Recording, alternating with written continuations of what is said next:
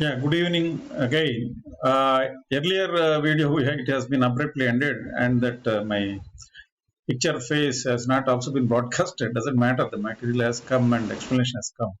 Anyway, that's good. And let us start from where we have ended. Uh,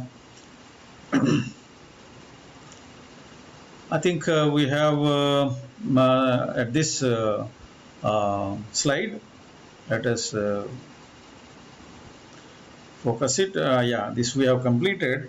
Um, Yeah, estimating the velocity of flow in open channels.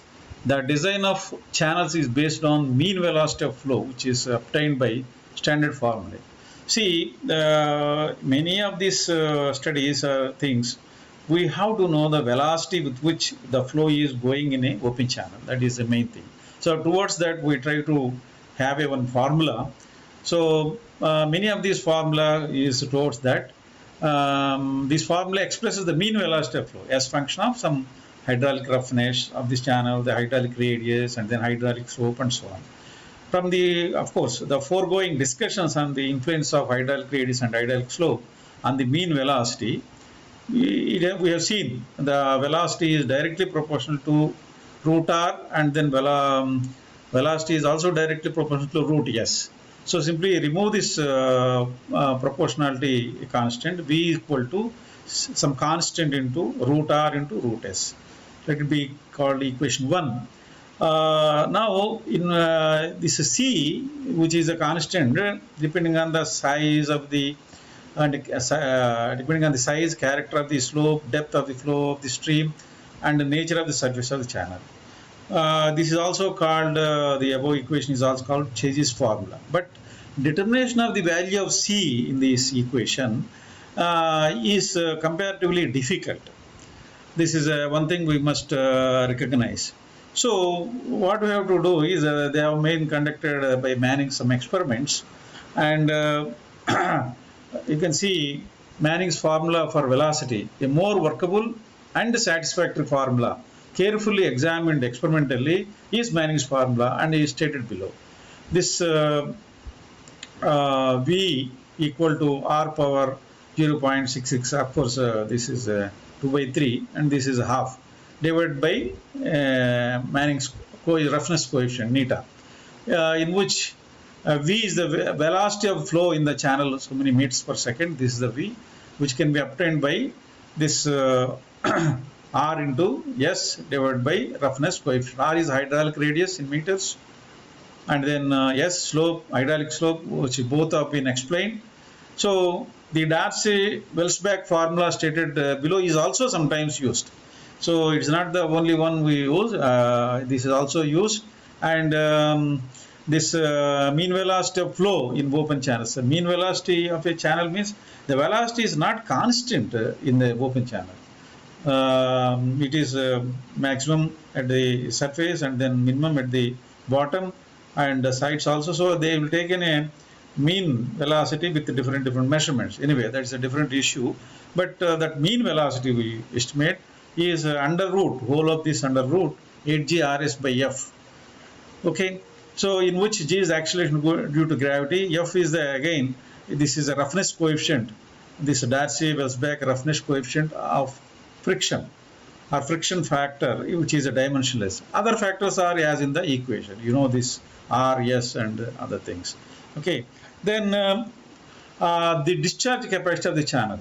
Before that, let us have one more point. The resistance coefficient C, this neta and F in equations 1, 2, and 3 shown above respectively can be related among themselves. This is also one useful formula. C by root G equal to, of course, root 8 by F, and then of course R to the power 2 by 3 by N into under root G. So this is connecting all these, the roughness coefficients. Anyway, now let us come back. This discharge capacity of channels is a very very famous and easily remembered. Q is equal to A into V, where Q is the equal to discharge capacity, and then so many cubic meters per second. A is the cross-sectional area of the wetted section of the channel, square meters. Earlier we have defined that. and then V is the mean velocity of the flow in the channel meters per second. This we have just now discussed the velocity with various formulae how we can estimate. So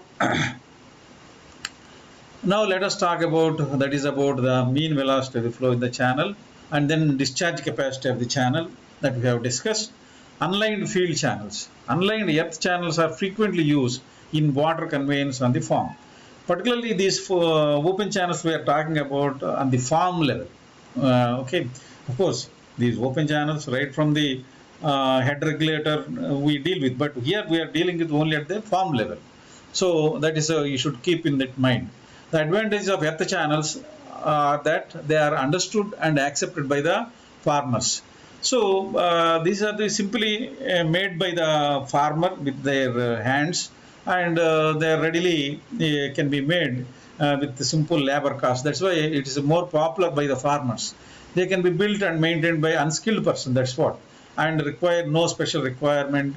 Equipment for material. Whatever the material they have, tools they can prepare with them. Particularly, there is a low initial cost. That constitutes a major advantage. There is not much investment except his labor and a small tool.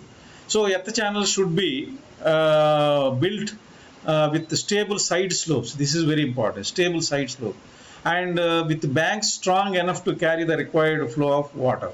When I was in the childhood, even my father was a farmer, and many of our farmers, they used to simply in the night they go around these open channels when they are carrying full, where it breaches and all. There's a lot of tension.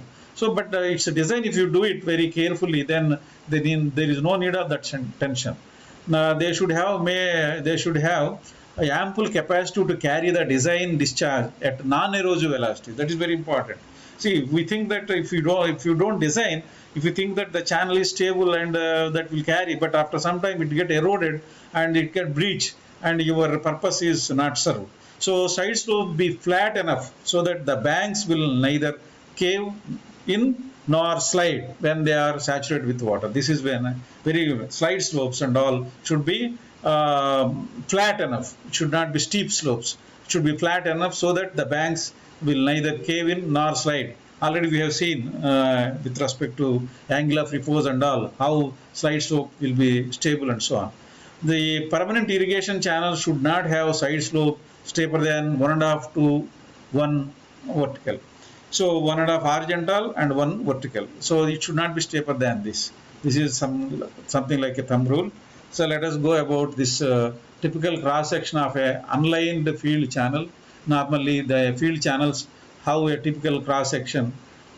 Okay, the bottom width should be somewhere around 20 to 40 centimeters. Slide slope 1.5 to 1, and then you can see this is the depth of the water 30 to 45 centimeters, and the freeboard you can see at least 10 to 15 centimeters freeboard should be there. Here also 1.5 to 1 slope, and then this band thickness or width 30 to 40 centimeters. Actually this is figure is not proportional to that scale. Anyway, so this can be understood. In a stiff clay, however, steep slopes up to 1.5 to 1 are possible, whereas in the case of loose sand should have a flat slope. This angle should be much more flatter, like this. So possible particularly flat slopes about 2 to 1. Okay, so this is how in the sand you must maintain. Main water supply channel that are built up higher than the surrounding field level should have banks large enough so that they will not be damaged by seepage or by trampling. Main water supply channels that are built up higher than the surrounding field level. Suppose if the channel is flowing above this is the field level. If the channel is flowing above this, you must have built properly, very strongly, so that they will not be damaged by seepage or other trampling.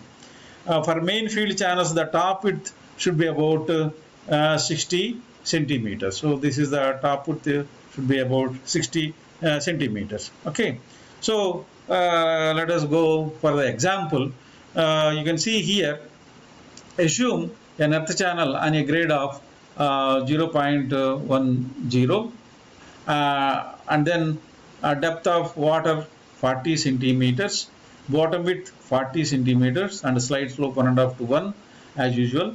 Calculate the velocity of flow and carrying capacity of the channel. Of course, this is a very simple example. Suppose the moment you have given slide slope 1.5 to 1, 1 is a vertical, 1.5 is horizontal. So depth of flow we already given 40. So how much is the length of wetted sides? It is, you can let us go back this thing. Yeah, this is the depth of flow. This is the depth of flow 40. This is vertical, and this side 1.5 means it should be 60, and this is the depth of flow. This is 40, and this side should be 60 as per the slope, and you can calculate this this side. So that is how it is given here. Applying that trigonometric principle, the length of the wetted sides 60 square, that means 40 plus half within this plus 20, that means 60. So 60 square plus 40 square, you will get 72 centimeters. That means you can see you got this length 72 centimeters. So that is a 0.72 meters. And then wetted perimeter. So again you go back, this is the wetted perimeter, this length plus this length and this bottom length, that means 72, this is also 72, and this bottom length. So that 72 bottom is 40. So that is called 184 centimeters or 1.84 meters. So width of the surface when water is at a depth of 40 centimeters. So 60 plus 40 plus 60, just like just now we have gone. So this side is 60, from up to here it's 60, up to here it's 60. This is 40. So this 60 plus this 60 plus 40.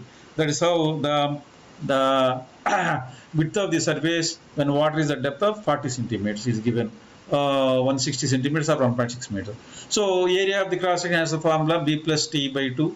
All this simply you have to substitute the B bottom width 40 and then T thickness what you have just now, this one width of the surface when water is at depth. So that is the width, and then this T, small t, 40 divided by 2, so 0.4 meter square.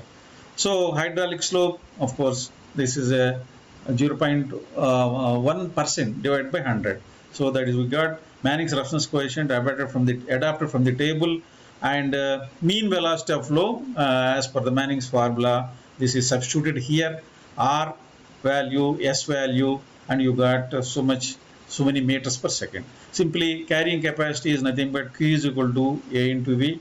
So you get so many liters per second. This is how you can, given the slopes information and then slope information and bottom width, you could able to estimate the discharge capacity of the channel.